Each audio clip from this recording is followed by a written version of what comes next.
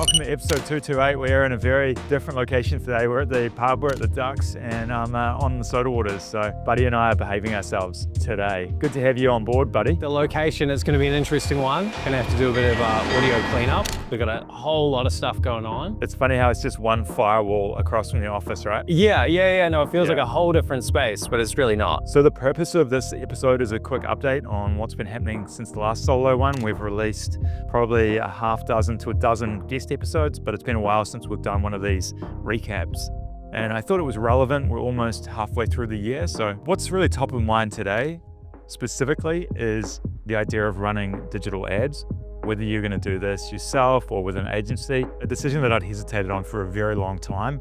And having had them go live yesterday and waking up to leads in my inbox has been not only surprising, not that I was skeptical, but it's been just a totally different dynamic. Getting people that want to talk to you and are curious about one of your products and, wanting to learn more, it's night and day. Like, I'm all about prospecting and cold outreach and networking and using platforms like the podcast to meet new people. But I think with ads, it is a crucial component of the growth engine. So that's one thing that's really top of mind right now is if you're in business and you're not running ads, I would challenge you to get going on that. If you're technically not that into it, like I am not, you just got to use someone, whether it's a full service local agency, whether it's a contractor, whether it's a friend, it doesn't matter. Just get them running, get them going, get those metrics, and you'll probably thank me later. All right, so that's the ad chat over. Overall, if we zoom out on the last, say, couple of months since we did one of these episodes,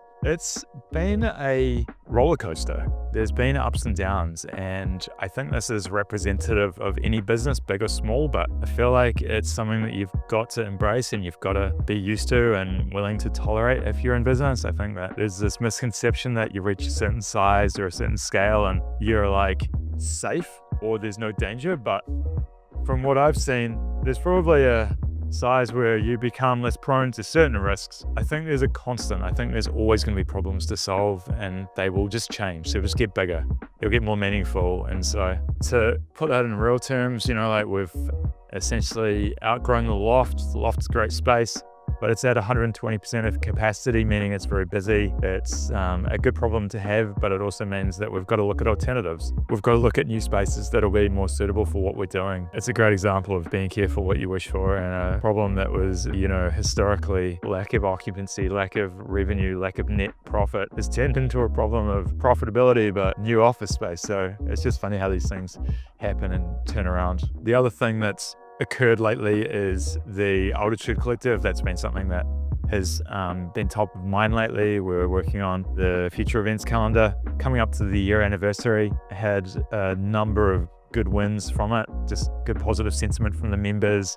We've done some cool events lately. It's been really cool to explain what the Altitude Collective is to probably about a dozen or so of these new inquiries that have come in the last 24 hours. So it's been a good refresher on like what it is, who it's for, and why you should take a look at it. The sales process for it's just so easy as well. It's just like, come along to an event, see if you like it, see if you think you'll fit in and if you'll get value from it. And then if you like it, then you join. But that's been really cool. We've also launched the group coaching program, which is a online group program, 2 video calls a month, online support via Notion, via WhatsApp, and similar frameworks to the one-to-one coaching, but at scale in an online environment. So that's really cool to get that kicked off. Videos are obviously going well. Thanks, Buddy. They're just always something that people comment on. So it's really cool to have that capability in-house. And yeah, it's just a total game changer, as I've said before. So that's a bit of a snapshot. Got anything, Buddy? Got anything you want to add in there? Yeah. If we just cycle back a bit to the beginning of the ad chat,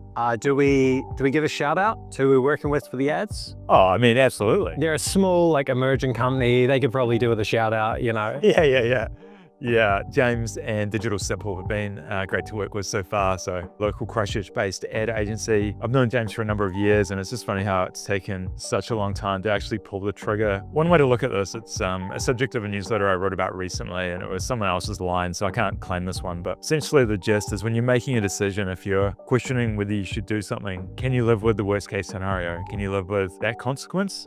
And if you can live with it, you probably should do it and take action. And if you can't live with it, don't do it and just walk away, stop talking about it. So I got to a crossroads with the ads and I was like, look, worst case scenario, we run it for 2, 3, 4 months. We get absolutely no traction. We get no business from it. Worst case scenario, it's a bit of money, but I can live with that number. And it would still be working with James, supporting his business, which is really important to me because he's reciprocated so much to me. So I just saw it as a easy decision based on that framework. So yeah, that's the ads. I guess it's also worth noting something about the ads, which is that obviously it's very early days, but I think a reason that they've got such traction and attention is because of the videos that they're being paired with. And like, we've gone out and we've actually done some pretty cool events, and all of that stuff has been sitting in the archive and now it's all paying off. That's that evergreen content that people are really after. Yep.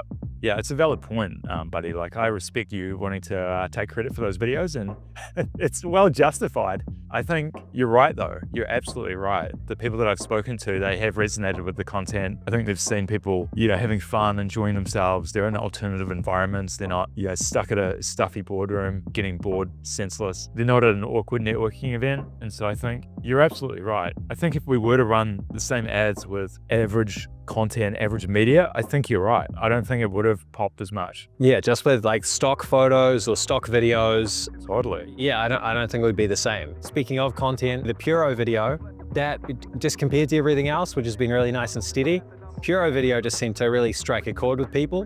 Got a really nice boost there.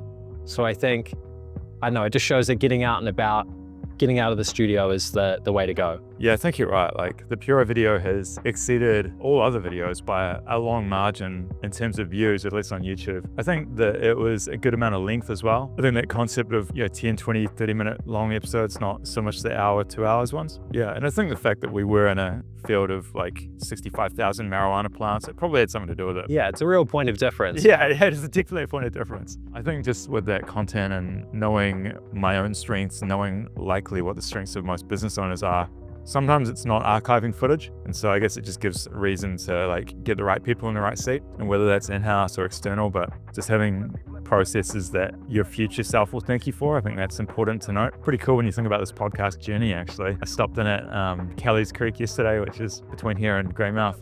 It's where I started it, where I started filming with the iPhone. We'll be able to look back on that and this content in time. So it is a fun, exciting journey. I guess AI, that's another relevant topic. We've done one event recently on that. We've got another one coming up later in the month, so May 2026. I'm just continually amazed by it. I've been leaning into it pretty hard recently. I think it's like one of the more meaningful changes to occur in maybe even lifetime. Like, it's pretty wild. There is a bit of hype. I'm always wanting to know the reality. I'm always wanting to know practically how this helps. So I think the next one will be even more hands-on. I think the trainer that we've got coming along will be able to answer any problems or challenges, or I really hope it'll be a high-value event. I'm sure it will. And then I guess the next one is the Auckland event. Yeah, so that'll be the first North Island event for the Altitude Collective. Yeah, I think the Sydney one was great, but I think it was a bit too much for people to bite off.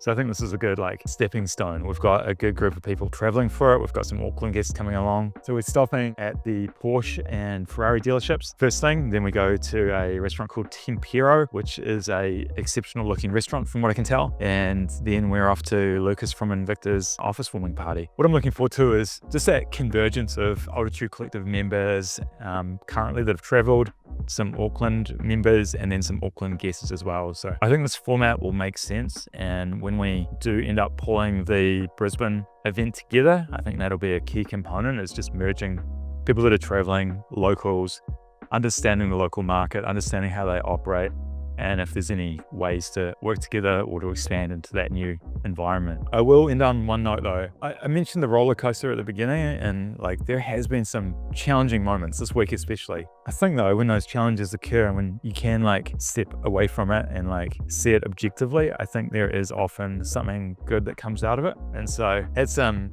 challenges early in the week. Without specifics, it was around losing money, and it was painful and uncomfortable at the time, but fast forward today, there's leads coming in, the sun's shining, and I think that's the reminder.